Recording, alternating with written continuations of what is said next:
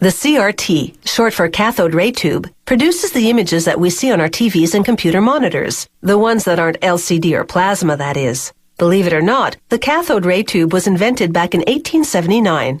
A CRT is made up of two main components, a large glass bulb and an electron gun.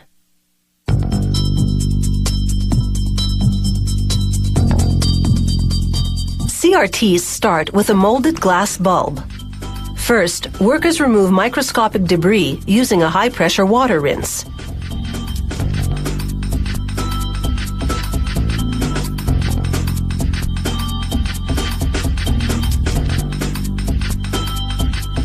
Then spray hydrofluoric acid to clean the glass at an atomic level.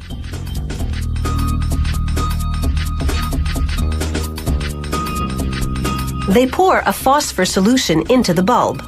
Phosphor is an organic compound that emits light when struck by electrons. The phosphor particles settle and form a chemical bond with the bulb face. Workers pour off the excess solution and clamp the bulb over a nozzle that sprays clear lacquer.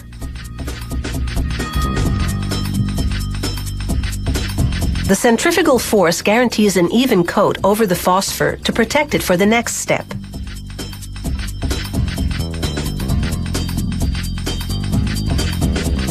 He paints a conductive coating over the anode button, which will provide a flow path for the electrons that'll light up the phosphor particles.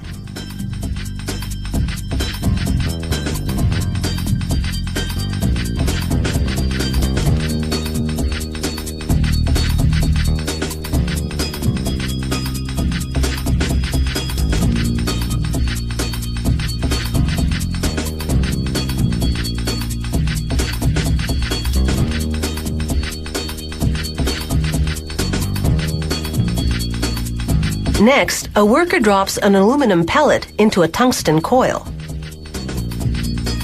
He places the bulb over a vacuum device and draws out the air.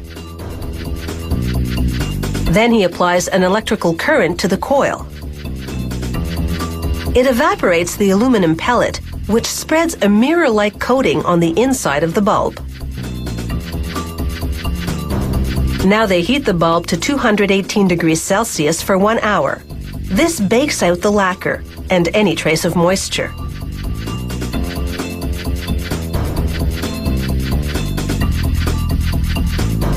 Using a high-temperature flame, a worker aligns and fuses a glass neck to the bulb.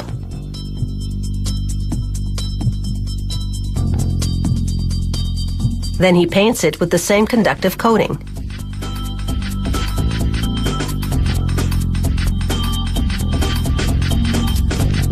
This assembly is part of the electron gun that goes inside the bulb. It shoots electrons at the bulb's phosphor particles.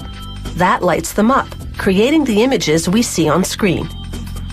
Workers stack the grid cups that focus the electrons on the screen.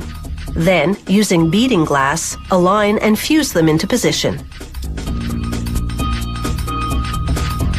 Robots heat and affix the beading glass to assemble the electron gun components. They cool off the gun with pressurized air. Once cool, a worker builds up the gun and inserts the completed gun assembly into the bulb.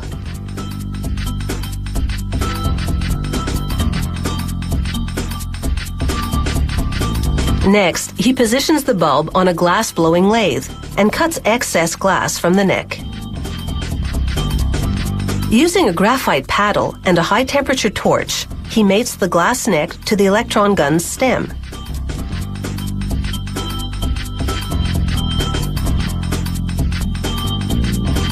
This ceramic heating coil melts that green glass pellet to keep the bulb under vacuum. The tube is heated to 400 degrees Celsius for 2 hours, and once again, a vacuum is drawn. To minimize image flicker over the tube's lifespan, workers condition the bulb using a high-voltage coil. It smooths any rough surfaces that might remain on the electron gun. Finally, workers apply electrical connections to the electron gun to bring the cathode ray tube to life.